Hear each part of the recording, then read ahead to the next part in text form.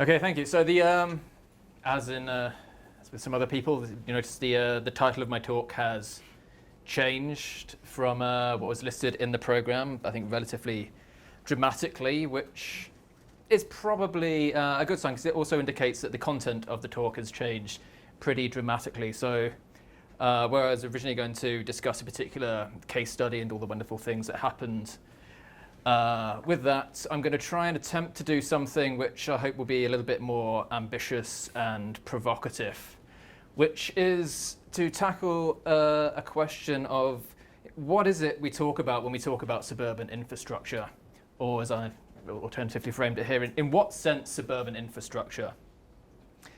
So what I'm going to attempt to do in this talk is to develop a conceptual framework to begin to kind of engage and unpack what this question actually means. And this comes with the proviso that, having changed course at a relatively late hour, this isn't a fully formed thing. This is hopefully not half-baked, but halfway through the baking process. And we're going to open the oven door and have a look inside and see how we're cooking without letting all the hot air out. So, fingers crossed that this will be the case.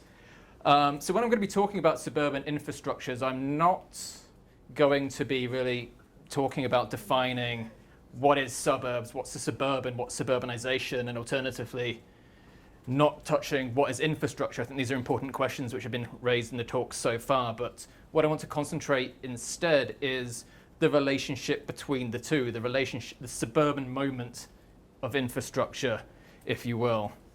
So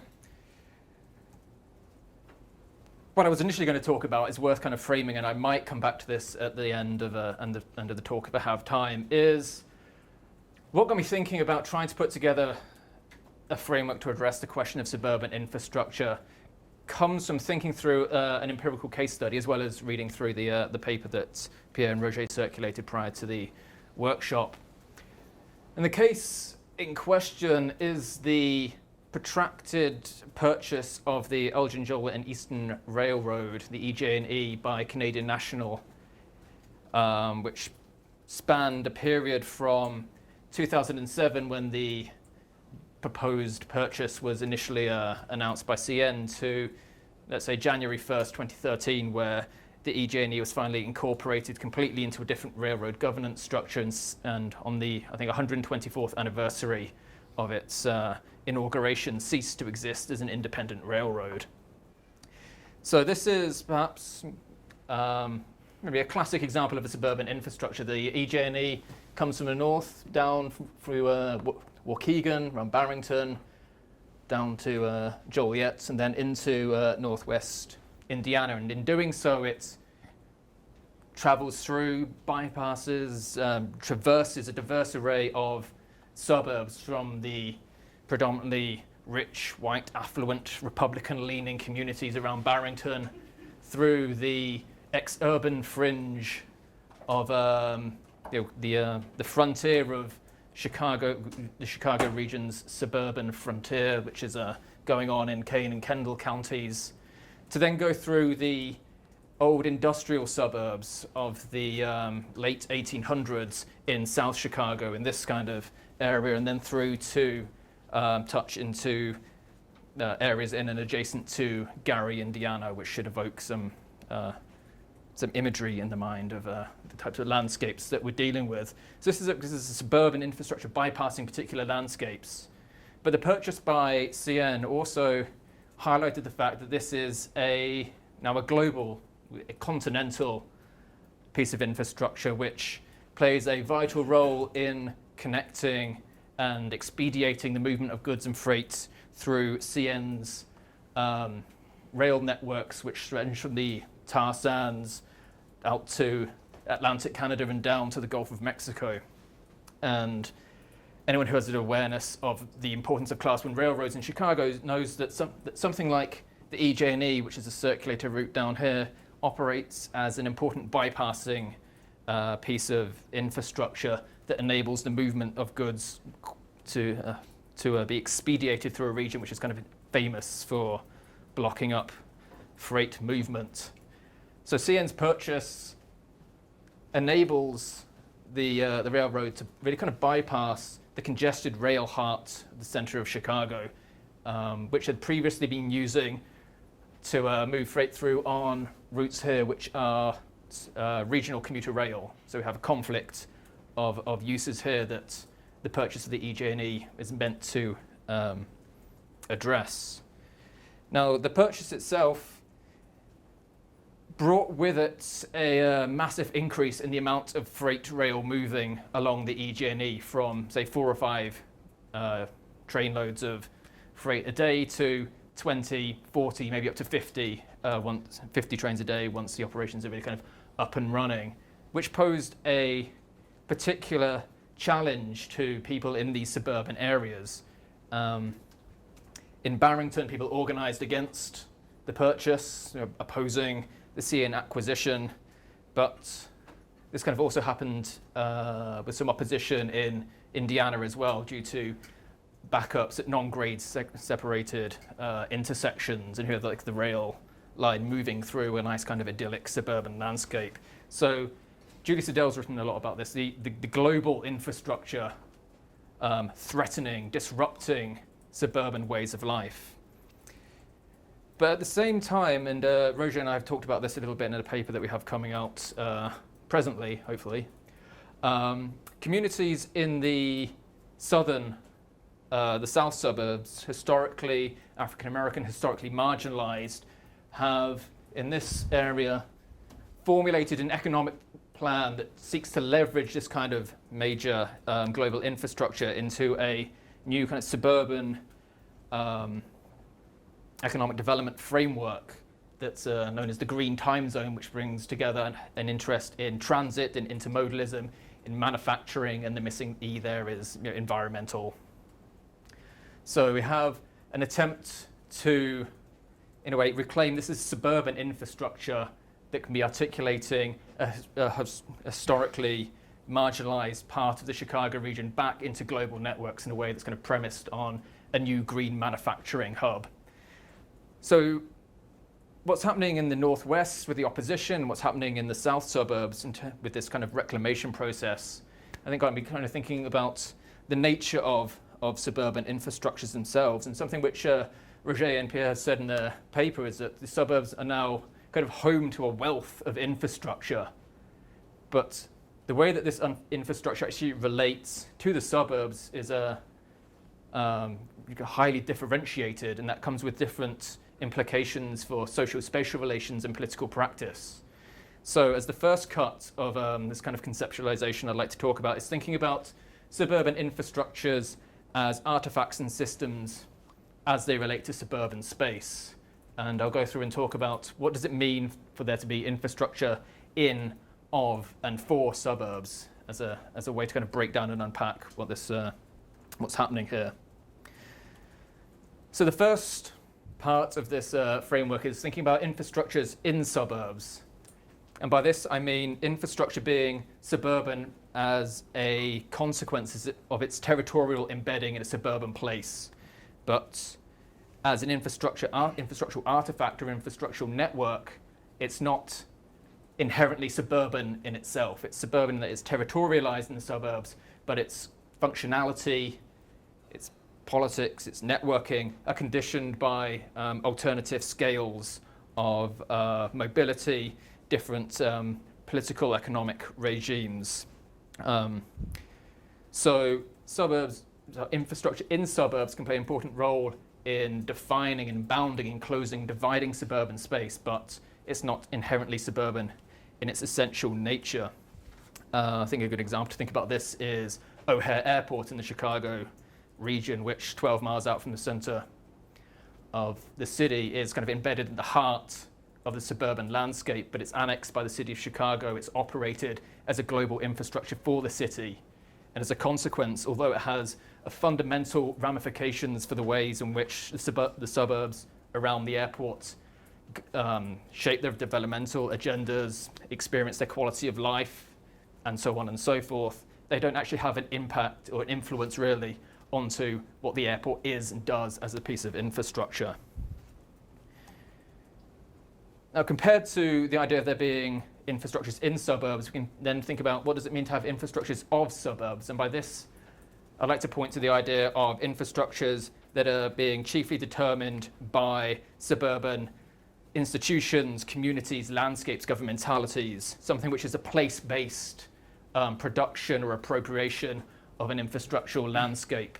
Two ways to think about this. Firstly is infrastructures that might be owned, maintained, operated by suburban or local government institutions, things like special taxing districts, municipal, local governments, and so forth. But also we can think about the ways in which infrastructures are then understood discursively, so have discourses of suburbs which emerge from these kind of landscapes and infrastructures themselves. And it's worth perhaps juxtaposing Reckon Simon's discussion of retrofitting earlier with the localized formation of this kind of retrofitting thing, which was a suburban movement. It came from within these neighborhoods themselves, and then the national framework which imposed a particular understanding of infrastructure that changed the suburban place but was not suburban as a core necessary part of its policy framework. And then finally, looking at infrastructures as artifacts and systems, we can talk about what does it mean to have infrastructures for suburbs. Again, in this, there's kind of a twofold way that we can take this. The first is thinking about the infrastructural systems which are necessary for the production and maintenance of suburban landscapes. So the water catchment areas, the extended pipeline networks, the highways which are necessary to enable the production and reproduction of suburban landscapes. These are the infrastructures which aren't necessarily in suburban space, but are necessary for their production and reproduction. But on the other hand, and this is something that I'll talk about a bit towards the end, we can have infrastructures for suburbs in a more kind of progressive way. What does it mean to think about producing infrastructures in a way that can benefit suburban communities, that can connect the disconnected, that can empower those in between, that can unleash the capacity and the social dynamism of informal peripheral areas across the world. So first cut, thinking about infrastructures in, of, and for suburbs, but this is a very thing-based reading of infrastructure, and as we know, suburbanization can pretty much effectively be viewed as a process in itself. So within these collections of artifacts and systems, what are the processes internalized within infrastructure itself? And in this regard, I think we're probably going to be pretty familiar with most of this, the idea of infrastructures of suburbanization, producing these extended urban landscapes, forms of collective provision, associated primarily with issues of political economy, with exchange value. And we have infrastructures of suburbanism, the lived experience, the practice of everyday life, the generation of new modes of governmentality, issues of use and utility in urban space as they're appropriated, understood, and codified and practiced as distinct suburban ways of life. And finally, what I've termed, perhaps confusingly, suburban infrastructure in the bottom corner that I will explain presently. So to again go through what this means to think about thinking about suburbanization, the processes of suburbanism through infrastructure. Infrastructures of suburbanism, these give rise to suburban socio-spatial structures. They include, for example, the extended networks of pipelines, water systems, transportation lines, but also mortgage, regulatory frameworks, innovations in financialization, which support this non-central expansion of the metropolitan form. This is suburban infrastructures of suburbanization offer a means to establish particular spatial fixes and enable the realization of value from the production of suburbs as a mode of accumulation. Infrastructures of suburbanism, similarly, thinking about the ways in which infrastructures are appropriated and repurposed through suburban spatial practice to produce these qualitatively differentiated expressions of suburbanism as a way of life. This is infrastructural components that are embedded in the landscape and attached to particular forms of social reproduction, social lifestyles. Again, we want to have kind of a broad understanding of infrastructure that you can fill in yourself. So whether this is the hard infrastructure, technical infrastructure, or the soft social infrastructures at play, but there's important ways in which these reproduce their own subjects. And again, this speaks to the kind of things which Stephen was talking about just previously. Finally, suburban infrastructure. And the way that I'm talking about this is to view the suburban as a particular moment of a Lefebvrean urban view of the urban as a level which mediates between the abstract and the concrete, the global and the local, production and reproduction. This is the suburban as a moment in urban society which, following Christian Schmidt, draws our attention to questions of mediation, to questions of centrality or polycentrality, depending on the ways in which we want to understand the suburban itself, and also modes of difference within the urban or their particular suburban articulation of what the urban means in the extended urban / suburban / post-suburban revolution. So we have infrastructures as artifacts, we have infrastructures internalizing particular processes, and now with apologies to David Harvey, we're going to put them in a matrix, which I hope is visible enough. And again, this comes back to the halfway through the baking process. So this is a attempt to kind of fill out what it looks like to bring the tensions of the thingified infrastructure and the process of infrastructure together. So kind of across the top, we can think about higher end infrastructures as they are embedded in place, as they impact suburban ways of life, as they mediate local and global markets, for example. But as I'm aware, time is running down. I think I'd like to draw attention to the bottom right-hand corner where we arrive at what I've termed extended infrastructures of suburban disconnectivity, because this box, this quadrant, I suppose it's not a quadrant if there's more than 4 things, but this particular window in the corner, sextant, at the intersection of infrastructures for suburbs and suburban infrastructure as this kind of Lefebvrean understanding of the urban, is where I think we arrive at a key moment to understand the political potential of the suburban infrastructural question, where we can look at something like the CN purchase, which in a second thing I've put up to put some context into this. So from the kind of thought dump of the previous one, this is an attempt to work through, okay, looking at the case study to begin with, what does this actually mean if we fill it out with some concrete examples from a particular case study? And if you kind of flick your eyes across this, you can see what I've attempted to do, and rather than me reading it out. But if we arrive at the bottom corner, what I think is particularly interesting about the green time zone, which unfortunately seems to have petered out a little bit since it got a whole bunch of money in 2013. Their web presence died before 2014, so I assume that means they're just locked away, making exciting things happen, but probably not. Is the idea that this can be a way to think about grappling and appropriating suburban infrastructure itself in a way that we can talk about a right to the suburbs in a progressive way, although understanding that governmentalities of authoritarianism or privatism also lead to the potentiality for the barbaristic, vulgar right to the suburbs itself. But bringing in this kind of open mediation, looking to articulate the suburbs in global space and bringing the global into the suburb itself, offers a chance to really, in a practical and economic development way, leverage existing infrastructures, take what's been the remnants of both forwardist urbanization, but also a previous era of industrial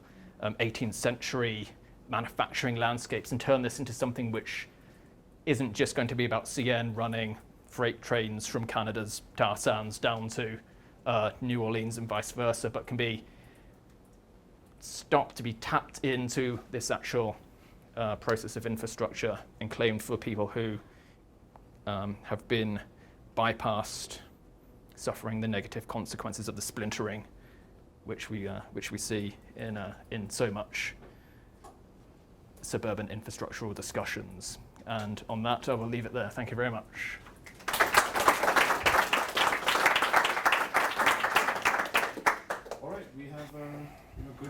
2.5 minutes for questions. Very good. Where do we want to start? David? So I just wanted to, you blew my mind with these tables at the end here. So, Blinding you with words in a way. Ernesto Laclau, when he was criticizing the Poulantzas-Miliband debate about state theory, said that Poulantzas reacts to the complexity of the world, in particular of the state in the West, with taxonomic fury. You know, trying to basically take on board all this complexity with distinctions. And so when I got the kind of this table, I thought, oh God, taxonomic fury. And Laclau said that, really the task is to generate simplifying abstractions, and that can cut through the complexity to draw attention to what's really important. So I thought it was interesting that you kind of ended by drawing attention out of this enormous set of cells to this bottom right-hand corner. So I want to just ask, do I have the kind of right intuition here that the kind of simplifying abstraction embedded in this taxonomic theory is the kind of that this is somehow a centrally important cell for understanding your situation? Is there what should we take from this if we want to go try to understand suburban infrastructures better in various different concrete ways? What's the kind of what's that driving force here? Okay, well, bring up the Cal State theory thing. I was thinking when I was putting this together of Richard Walker's response to the latest Brenner and Schmidt piece, so where Neil sociologists to cut this big table from their thing because I said maybe you don't look at that exact chart. You didn't take my guys like that. Well, I think that what I would like people to take away from this is, although this might be opening complexity, it's hopefully opening complexity in order to enable the effective simplification of the abstractions. I think when people are talking about suburban infrastructures, when we talk about suburbs, there's a complexity there that can produce discursive slippage. Like, we don't know what we're talking about. I think this was a comment before lunch about how can we talk about the same things if we're touching on water, if we're touching on the infrastructure of social relations in marketplaces, if we're talking about the global north and the global south. So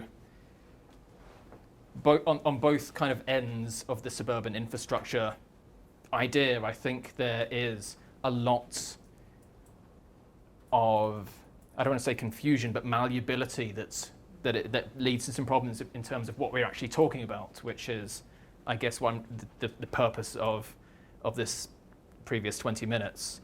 So when it comes to pointing out the significance of the bottom corner, I think that's what's interesting for me, given my own personal political interests. Like, this is where interesting things happen, but at the same time, you might show this to somebody who works at Arup or another kind of global engineering firm, and they'll look in the top left-hand corner and go, whoa, infrastructure, now I can make some money off of this. So there's different ways in which a politics can be applied to, I think, this kind of framework, and what happens with it and what can be done with it, we'll see. I'm not quite sure what I'm going to do with it at the moment. I've got to the point of saying, no, I've made some nice tables, but in terms of what does it actually mean going forward, I think there is benefits in terms of, while this looks complex, I think there is hopefully some clarity and abstractions here, especially, I should say, around the idea of having a concept and a methodology to think about transferability between the global north and global south, which is why I'm not trying to kind of shoehorn a particular understanding of the suburban or suburbanization here. So take these kind of empty boxes as you will, and maybe this will work in terms of helping somebody think through what suburban infrastructure is. Maybe it won't. That's kind of where I'm at the moment. Perhaps we could take a few questions at once. Do you need to write things down? There are many? All right, you're all set.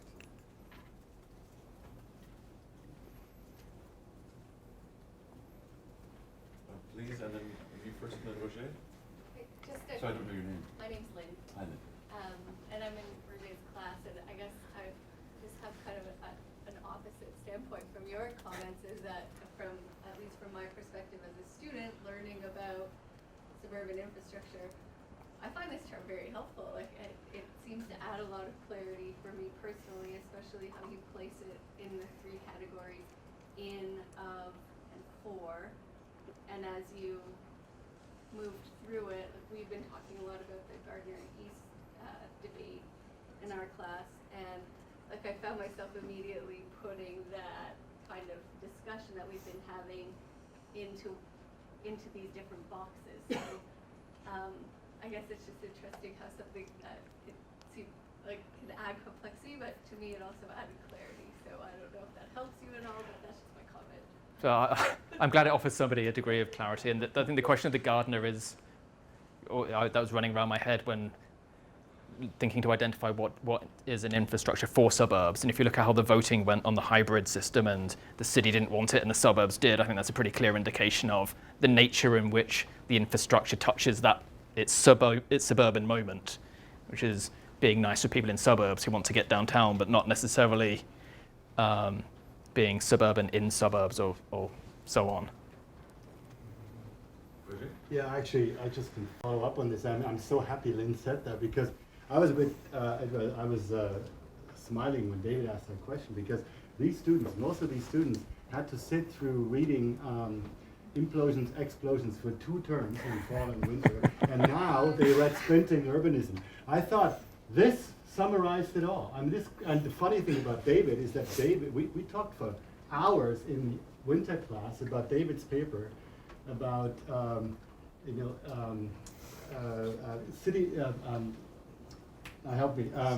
So again, his argument against cityism, and I think this is an excellent argument. This is actually the table on David's understanding of the manifesto against cityism, because it actually brings it together I agree, in a very, very concrete kind of way. I think this is incredibly helpful, and exactly the sort of conceptual progress I would like us to make. I mean, I share.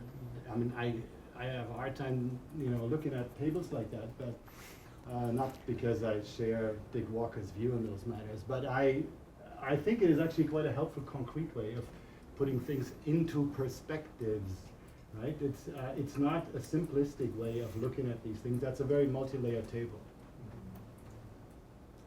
a pedagogical table in a way. Are there any other comments or questions?